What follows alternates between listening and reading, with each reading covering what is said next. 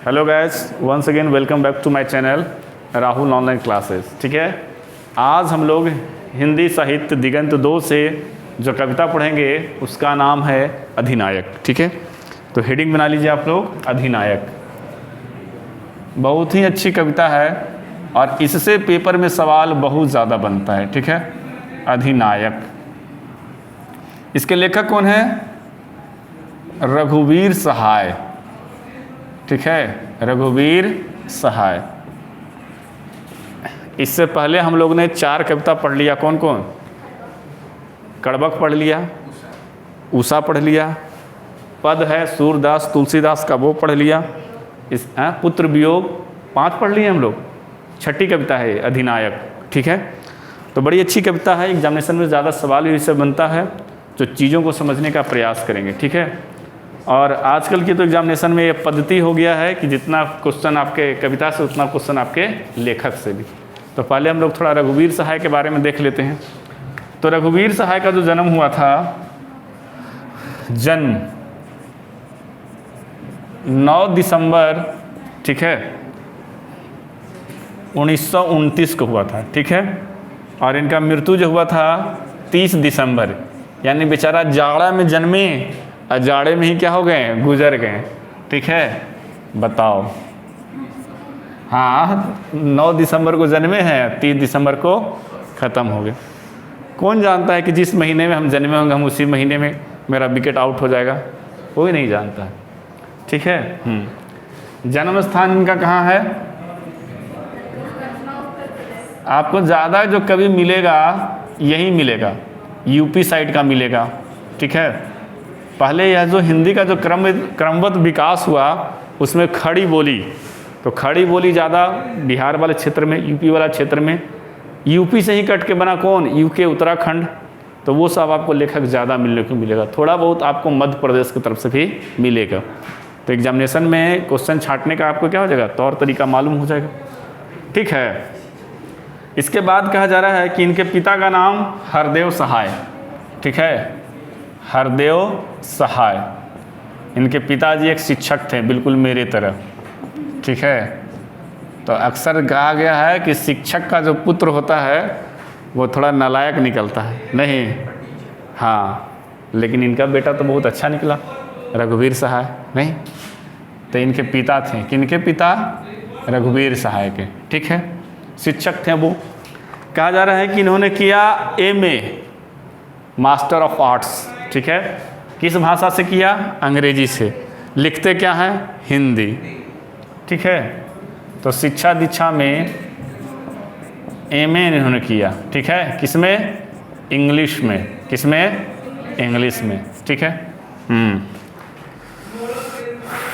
और इनको क्या क्या अच्छा लगता था? संगीत सुनना और फिल्में देखना। मतलब 1 नंबर के फिल्मची आदमी थे। फिल्मची किसको कहेंगे? जो फिल्में देखना ज़्यादा पसंद करते हो और गाना सुनना। गाना सुनते हो आप लोग? म्यूजिक नहीं सुनते? नहीं सुनते तो सुनिए, थोड़ा बहुत स्ट्रेस आपका माइंड हल्का होगा। मुझे तो बहुत आदत है म्यूजिक सुनने का। उठो तब म्यूजिक, सुतो तब म्यूजिक, ज़रूरी है। तो शौक़ क्या क्या था इनका? म्यूजिक सुनना। म्यूजिक गाना नहीं, म्यूजिक सुनना, है ना। गाना और सुनना में अंतर है। हाँ, लोग सुनते हुए गाते हैं, उसका फीलिंग्स देखें आप लोग। अरे अपने आप को बहुत बड़ा गायक समझ लेता जो सुनते हुए गाता है, क्योंकि वो लय में सुन रहा है, इधर भैंस नियत क्या कर रहा है? गा रहा है। जो भी हो, तो इनको क्या था? संगीत सुनना पसंद था, सुनना। और क्या था? फिल्में देखना। समझ रहे हो ना? ये तो बेचारा बढ़िया समय पे ट्रैक पे आ गए हैं, है ना, नहीं तो फिल्में देखने और गाने सुनने में रह जाते। कहा जा रहा है कि इनकी कुछ गतिविधि थी। अपनी और समकालीन कविता के वाचन के लिए कौमुदी नामक कविता केंद्र की स्थापना इन्होंने किया। कौमुदी, कौमुदी। ठीक है, के संस्थापक कौन थे? रघुवीर सहाय।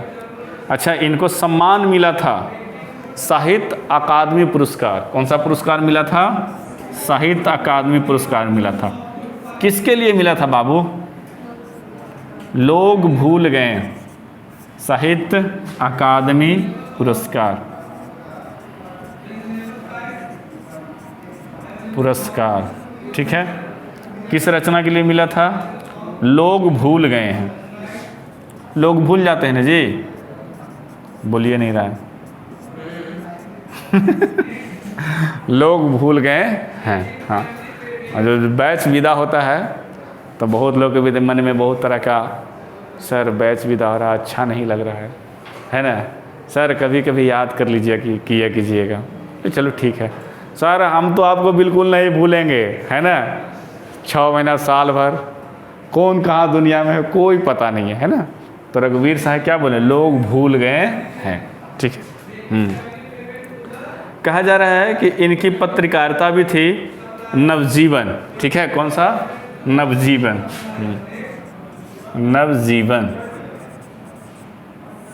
ठीक है, जो लखनऊ से आरंभ हुआ। बाद में इन्होंने आकाशवाणी, है ना, समाचार विभाग में काम किया। आकाशवाणी रेडियो सुने आप लोग?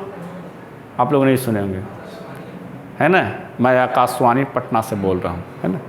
तो आकाशवाणी मतलब आकाश से बोली गई वाणी, वहीं रेडियो टेलीविज़न पे जो आता था उसको पहले आकाशवाणी बोलते थे। तो उन्होंने समाचार विभाग में भी काम किया। अभी एक तो न्यूज़पेपर आता है नवभारत टाइम्स, इंग्लिश में आता है, तो इनके वो क्या थे? संवाददाता भी रह चुके थे, ठीक है। तो नवभारत टाइम्स के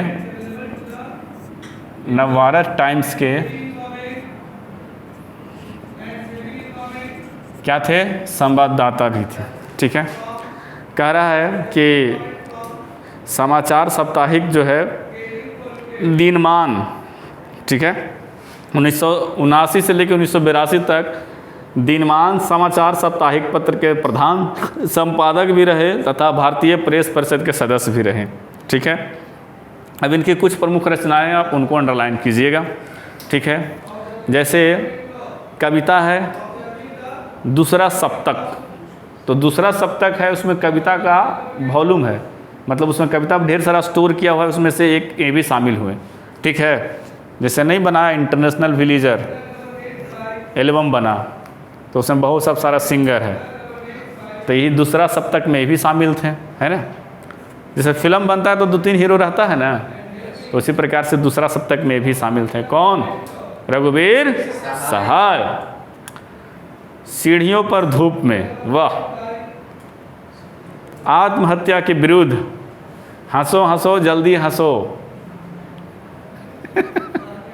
ऐसा तो लेख है, ठीक है। लोग भूल गए हैं, कुछ पत्ते कुछ चिट्ठियाँ, ठीक है, तो कुछ पता होगा तो कुछ चिट्ठियाँ भी होगा। फिर कहानियाँ भी है, रास्ता इधर से है, जो आदमी हम बना रहे हैं। फिर निबंध भी है, दिल्ली मेरा प्रदेश, लिखने का कारण उबे हुए सुखी वे और नहीं होंगे जो मारे जाएंगे, ठीक है। यथार्थ यथाशक्ति नहीं, ये सब हो गया।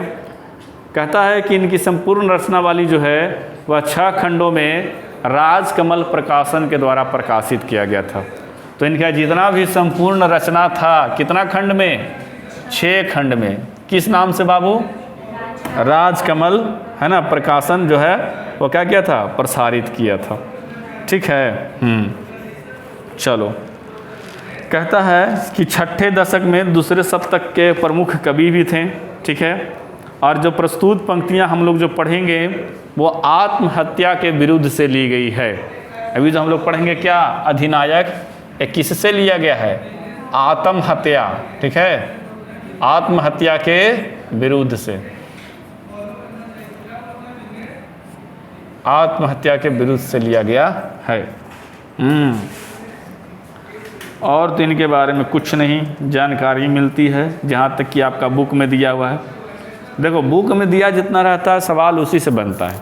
बहुत लोग एनालिसिस करके आते हैं गूगल से, जहाँ 20 क्वेश्चन बनाना है वहाँ 35 क्वेश्चन बना के विद्यार्थियों को फालतू का रटवा रहे हैं, वो सब चीज़ सही नहीं। जितना बुक्स है सिलेबस में उतना ही से पूछेगा, ठीक है।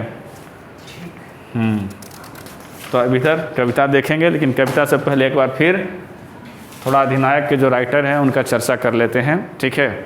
अधिनायक के जो राइटर हैं वो कौन हैं? रघुवीर सहाय। किस राज्य से हैं? उत्तर प्रदेश। उत्तर प्रदेश में कहाँ? लखनऊ से। इनके पिताजी का नाम क्या था? हरदेव सहाय। पेशे से वो क्या थे? शिक्षक थे। ठीक है। रघुवीर सहाय का जन्म कब हुआ था? 9 दिसंबर 1929 को। और मरे कब थे? 30 दिसंबर 1990 को मरे थे। ठीक है। इनको कौन सा पुरस्कार मिला था? साहित्य अकादमी पुरस्कार। किस रचना के लिए? लोग भूल गए हैं। ठीक है। कहा जा रहा है कि इन्होंने कौन सी पत्रिका का संपादन किया था? नवजीवन ना, नवजीवन पत्रिका में। और किसमें संवाददाता के अतिथि तौर पर मौजूद थे? नवभारत टाइम्स। ठीक है। और कौमुदी क्या था इनका?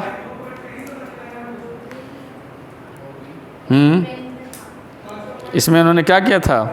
कविता केंद्र नामक स्थापना किया था। कौमुदी कविता नामक केंद्र का स्थापना किया था। ठीक है। कौन से सप्तक के कवि थे? दूसरे सप्तक के कवि थे। ठीक है। चलो, अब इतना कुछ हो गया। यह जो हम लोग पढ़ रहे हैं कौन सा? अधिनायक किस चैप्टर से, किस कहानी का हिस्सा है?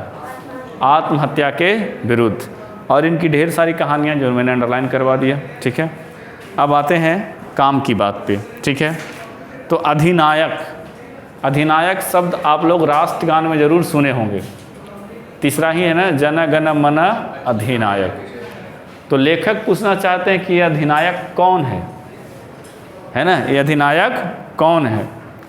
तो ये बड़ी अच्छी कविता है। यहाँ पे शोषित वंचित जो लोग हैं, है ना, और जो बड़े बड़े लोगों के द्वारा जो शोषण किया जा रहा है। बड़े लोग कौन?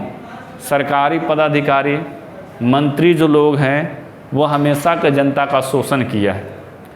तो यहाँ पे अधिनायक शब्द जो प्रयोग होगा किसके लिए होगा? राजनेता के लिए होगा। किसके लिए होगा? राजनेताओं के लिए होगा। तो 4 स्तांजा में है और अच्छा है, समझने का प्रयास कीजिएगा। कहता है कि राष्ट्रगीत में भला कौन वह भाग्य विधाता है, फटा सुथन्ना पहने जिसना गुण हर्चना गाता है। ठीक है।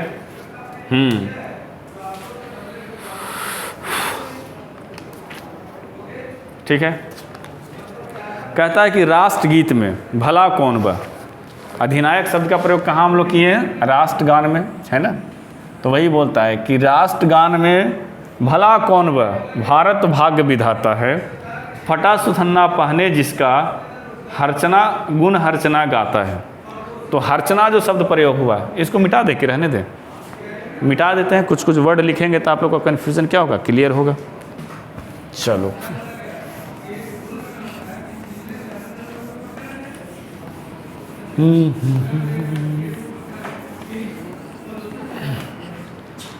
चलिए देखिए। तो एक है सुथन्ना, सुथन्ना मंस, एक है हर्चना। ठीक है। यही 2 वर्ड आपको लग रहा होगा कि थोड़ा तकलीफ देगा। तो सुथन्ना का मतलब क्या हुआ? सुथन्ना का मतलब हुआ ढीले ढाले फटे चिटे कपड़े। ठीक है। तो कपड़ा हो गया कौन सा? फटा, फटे पुराने कपड़े। ठीक है। हर्चना का मतलब हो गया आम आदमी, मजदूर, किसान, ये सब। ठीक है। तो आम आदमी हो गया, मजदूर हो गया और किसान हो।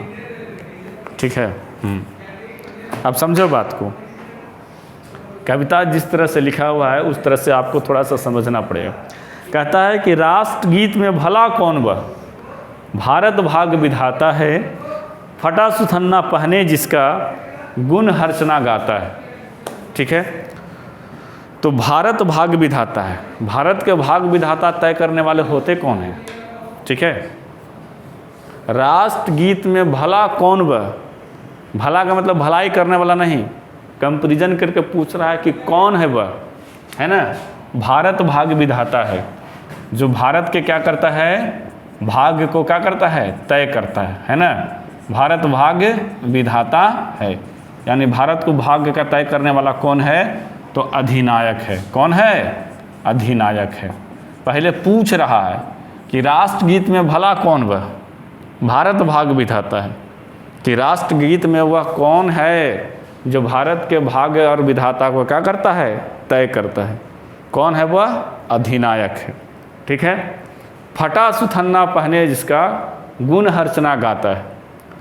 तो फटा सुथन्ना का मतलब क्या हुआ? ठीक है, सुथन्ना का मतलब कपड़े ढीले ढाले जो भी हो, और फटा चिठा है और पहने हुए है कौन? हर्चना मतलब आम जन, आम लोग। ठीक है, यही दिया ना तुम्हारे बुक में। हर्चना का मतलब क्या होता है? आम लोग, मजदूर, किसान वर्ग। तुम्हारा बुक है कि पासपोर्ट है? तो बुक है। तो हर्चना का मतलब वही होता है आम आदमी। ठीक है, किसान मजदूर वर्ग के लोग। तो कहता है इस अधिनायक जो करता है भारत की भाग विधाता को तय करता है, इसका क्या करता है? मजदूर वर्ग के लोग, आम वर्ग के लोग, किसान वर्ग के लोग क्या कर रहे हैं? फटे कपड़े पहनकर क्या करता है? गुण उसका गाता है। ठीक है। इतना लेट कहे आता है तुम डेली? कॉलेज? बिल्कुल जाओ कॉलेज। कौन सा कॉलेज में हो? COC? चलो ठीक। नहीं, मेरा एक बार सेंटर, हम तो TPS कॉलेज के स्टूडेंट हैं, चिड़िया टाड़। तो उसमें कॉलेज ऑफ कॉमर्स और TPS कॉलेज में दोनों NT चलता था। हम लोग के समय में प्रिंसिपल बबन सिंह थे। तो अगर हम लोग का चला गया कॉमर्स कॉलेज में सेंटर, तो उन लोग को चोरी नहीं करने देता था। कॉमर्स कॉलेज वाला को चला गया TPS कॉलेज में, तो बबन सिंह खुद लाठी लेके घूमते थे, है ना। तो हम लोग का वहाँ सेंटर पड़ा था। अच्छा है। तो फटा सुथन्ना कौन पहना हुआ है? फटे पुराने कपड़े कौन पहनेगा? अमीर पहनेगा कि गरीब पहनेगा? गरीब पहनेगा। जो किसान वर्ग के लोग हैं, जो खेतों में जो काम करते हैं, वह क्या करता है? फटा सुथन्ना पहना हुआ है, फटे पुराने ढीले ढाले कपड़े पहने हुए, और गुण हर्चना गाता है ना। गुण गा रहा है। किसका? गुण हर्चना गाता है। माने आम लोग क्या कर रहे हैं? इसका गुणगान कर रहे हैं। किसका गुणगान कर रहे हैं? अधिनायक का। ये अधिनायक के तौर पे है कौन? राजनेता लोग। कौन लोग हैं? राजनेता लोग। तो समझें, पहला 4 लाइन समझें फिर से।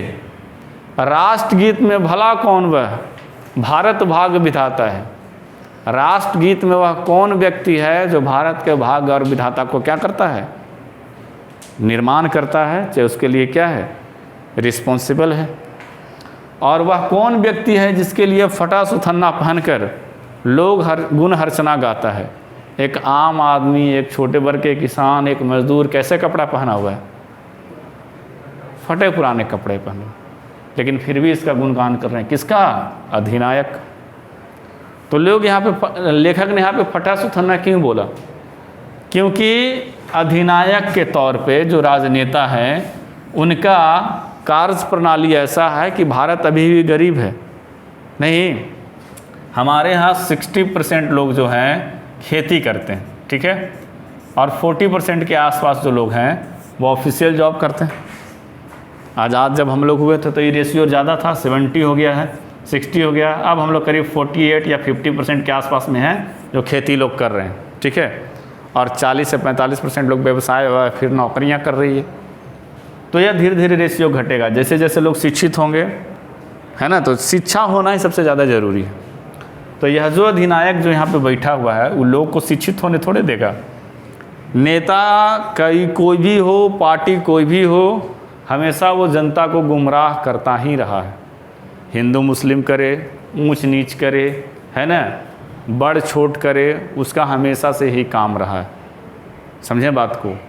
तो वही बोल रहा है कि यह जो अधिनायक है, और इसके जो हर्चना है, हर्चना का मतलब कि आम आदमी जो है वो हमेशा क्या है? फटे पुराने कपड़े पहने हैं। ठीक है, फिर भी उसका गुणगान कर रहा है। किसका? अधिनायक का। ठीक है, अब आगे बढ़े। चलो, कहता है कि मखमल टमटम बलम तुरही, पगड़ी छत्र चवर के साथ, तोप छुड़ाकर ढोल बजाकर जय जय कौन कराता है। ठीक है। तो एक खास ओकेजन होता है, जैसे हम लोग का जो राष्ट्रीय पर्व हो। राष्ट्रीय पर्व कितने हैं? तीन कौन कौन? हाँ, तीन ही है मुख्य रूप से, स्वतंत्रता दिवस, गणतंत्रता दिवस, एक जिस दिन महात्मा गांधी का जन्मदिन है तो गांधी जयंती। ये तीन मेरा राष्ट्रीय पर्व है। तो स्वतंत्रता दिवस या फिर गणतंत्रता दिवस, स्वतंत्रता दिवस के आप दिन देखे होंगे कि परेड होता है। क्या होता है? परेड होता है। तो परेड में क्या निकलता है? झांकी।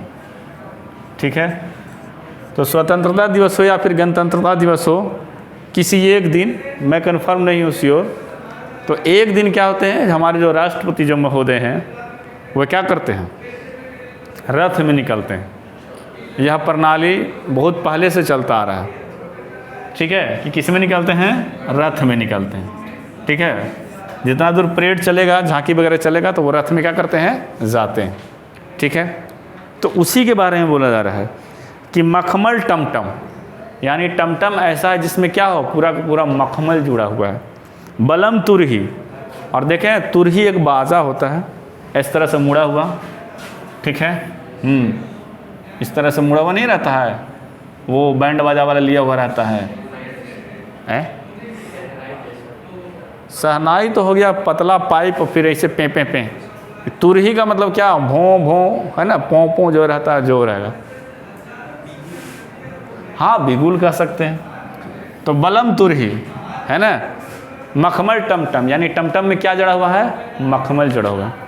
बलम तुरही है ना, वो जो आसपास में बजाने वाला पूरा तुरही वाला बाजा लेके खड़ा है। कहता है पगड़ी छत्र चवर के साथ, और क्या है? पगड़ी पहने हुए हैं, है ना। और छत्र चवर, मिडल मिडल मिडल जो होता है, जो भी रहे, सोना का, चांदी का, वो भी क्या है? पगड़ी में सटा हुआ। ठीक है, तोप छुड़ाकर, ढोल बजाकर, और उनके लिए हम लोग क्या करते हैं? तोप की सलामी देते हैं। और क्या करते हैं? ढोल बजाते हैं। क्या करते हैं? ढोल बजाते हैं। जय जयकार, जय जयकार कौन कराता है? करता नहीं, जय जयकार कौन कराता है। समझे बात को? हुआ क्या कि यह जो अधिनायक है, यह जो अधिनायक के तौर पे जो राजनेता है, इनके लिए क्या किया जाता है कि रथ जो है मखमल टमटम का। ठीक है, इसके लिए बिगुल बाजा, इसके लिए और क्या? छत्र चवर, ऐसा मुकुट जिसमें क्या हो? सोने चांदी जड़े हों, तथा क्या? तोपों की सलामी दी जा रही है, ढोल बजाया जा रहा है, और इनके लिए क्या किया करा है? जय जयकारा करवाया जा रहा है। चुनाव होता है, लोग रैलियों में जाते हैं, जो भी पसंदीदा नेता है उसके नाम से आप चिल्लाते हैं, जय जयकारा लगाते हैं। वादा कुछ किए, है ना, निभाएं कुछ, होता है ना, तो वो आपके अशिक्षित होने का प्रमाण है। सही। अब देखो क्या होता है कि किसी मुद्दे पे आप क्या कर रहे हैं? आप चले गए कि हम इस चीज़ के लिए प्रोटेस्ट करने जा रहे हैं, आपको कुछ पता ही नहीं है, तो मीडिया वाला आता है तो पूछता है आप किस लिए आए हैं? फिर बोलता है कि मुझे तो 300 रुपया नाश्ता मिल रहा था और एक पौवा मिल रहा था, तो हम चले आए, बस भाड़ा वगैरह। तो जब भी कभी गांधी मैदान हो, चाहे और भी कहीं रैलियां होती है, तो यह नेटवर्क फैला हुआ है। पटना से जिलों जिलों में जाएगा, जिलों जिलों से प्रमंडल में जाए, प्रखंड में जाएगा, प्रखंड से गांव गांव जाएगा, और उन सब में एक हेड रहेगा जो आदमी को लीड करेगा। गांव से 50 आदमी उठा के ही लाया, फिर उससे डिपेंडेंट रहता है। तो जब तक आदमी पढ़ेगा नहीं क्या सही है क्या गलत है, तब तक लोग को समझ में नहीं आएगा, तब तक शोषण होता ही रहेगा, और ये हमेशा से होता आता है। आपको जीवन में सफल बनाने का सिर्फ एक ही मात्र तरीका है, आप शिक्षित हो जाओ, आपको कोई भी शोषण नहीं कर पाएगा। शिक्षा बहुत बड़ा चीज़ है। अगर आप शिक्षित नहीं हैं, आपके ज़मीन जायदाद कुछ भी हो, आपको हड़पते कोई देरी नहीं लगाएगा, कोई भी आपको बेवकूफ़ बना देगा। पहले के लोग ज़माने में क्या करते थे? चिट्ठी पढ़ाने आते थे। पहले कब लोग पढ़े हुए थे? तो मैं कई के घर में जाकर चिट्ठी पढ़ा हूँ, चाहे कई लोग मेरे घर आकर चिट्ठी पढ़वाएं, ऐसा था। और उस ज़माने में सोचो अगर कोई लेन देन इधर उधर से हो भी जाता तो किसको क्या खबर रहता। इसलिए कम से कम शिक्षा नौकरी के लिए नहीं, आप अपने व्यक्तित्व के लिए पढ़िए, ताकि कम से कम आपको कोई आगे चल के शोषण न कर सके। क्या सही है क्या गलत है वो आपको ज़िंदगी में मालूम होगा शिक्षा के माध्यम से। समझा? तो वही तो है, ये अधिनायक क्या कर रहा है? अगर राजनेता सही हो जाए लोगों का जब विकास देखने लगे तो लोग शिक्षित हो जाएंगे, फिर सही गलत का फैसला तुरंत कर लेंगे। लेकिन यहाँ क्या कम से कम 5 साल तक तो राज करना है ना। या जो अधिनायक महोदय हैं आएंगे तो अगला 5 साल बाद अब क्या करेंगे, सरकार चेंज कर पाइएगा। तो वही सब चीज़ है। इनके लिए देखिए क्या क्या किया जा रहा है, मखमल का टमटम, और गरीबों के लिए क्या, फटा पुराना कपड़ा। अंतर है ना जी। तब अब आगे पढ़िए, कहता है पूरब से पूरब पश्चिम से आते हैं नंगे बूचे नरकंकाल, सिंहासन पर बैठा उनके तमगे कौन लगाता है। ठीक है, तो कहता है कि किधर किधर से लोग आते हैं, पूरब से भी पश्चिम आते हैं। ठीक है। तो मान लिया था भारत, मैप तो हमको उतना क्लियरेंस नहीं बनाने आता है, but I will try it. इधर आ रहा है नीचे, और छोड़ो ना, ऐसे मान लिया जाए कि एक्सिस है। ठीक है, तो पूरब से भी लोग आते हैं, पश्चिम से भी लोग आते हैं। अब चारों दिशा नहीं बोलेगा, लोग इधर से भी आते हैं, इधर से भी आएंगे। जिधर तो जोग्राफिकल कंडीशंस होगा उधर से लोग आएंगे ही आएंगे। तो कहता है कि लोग चारों तरफ से चल के आता है। कहाँ, अब यहाँ मान लिया जाए कि परेड दिल्ली में ही हो रहा है, तो जितना समर्थ में लोग पहुँचता है वहाँ जाके देखता है, और जितना कैपेबल नहीं होता वो क्या करते हैं, घर बैठे टीवी पे देखते हैं। समझे बात को। तो वहीं की बात की जा रही है कि पूरब पश्चिम से आते हैं नंगे बूचे नरकंकाल। लोग आते भी हैं तो कैसे आते हैं, नंगे बूचे, मतलब ढंग से बदन पे कपड़ा नहीं है। और नरकंकाल, नरकंकाल का मतलब क्या, कुपोषित हैं। ठीक है, नरकंकाल स्केलेटन होता है ना, उसको बारे में बोला जा रहा है। ठीक है, कि एक आदमी जो खाता पीता होगा और एक आदमी जो बेचारा काम करता होगा, या फिर उसको ढंग से भोजन नहीं मिल पाता होगा, तो दोनों को शरीर में अंतर है नहीं। आप देखिए मारवाड़ी लोगों का, इसमें से कोई होंगे तो बुरा मत मानिएगा, पेट पूरा वगैरह बैठा के, है ना, आराम से क्या करते रहते हैं। उनकी खाने पीने रहने का स्टाइल अलग है। एक बेचारे जो खेतों में किसान करता होगा, उसकी जगह जगह से हड्डियाँ नज़र आएंगी, आता है ना। तो यही फ़र्क है ना, बात समझें। तो नंगे बूचे नरकंकाल, लोग कैसे हैं, नंगे हैं, बूचे हैं। मतलब कहने का मतलब कि लोग नहीं, उसके बाल बच्चे जो हैं उनके बदन पे कपड़े नहीं। ठीक है, और नरकंकाल मतलब उनको सही से पोषण पालन नहीं किया गया है ना। शरीर की उनकी हड्डियाँ क्या हो रही है, दिख रही। समझे बात को। कहते हैं सिंहासन पर बैठा उनके तमगे कौन लगाता है। अब इधर बेचारा देखो, इधर नरकंकाल नंगे बूचे आए हैं, और इधर जो अधिनायक है किस पे बैठा है, सिंहासन पे बैठा है। किस पे बैठा है, सिंहासन पे बैठा है। और तमगे कौन लगाता है, यानी इसको मेडल कौन लगाता है। होता है ना, झंडा फहराने के बाद, सब कुछ करने के बाद यहाँ पे मेडल लगा दिया जाता है। तो कितना अंतर है। यह जो अधिनायक है, क्या भारत के भाग को मतलब विधाता है, निर्माण करता है, वो सही कर रहा है कि नहीं कर रहा है।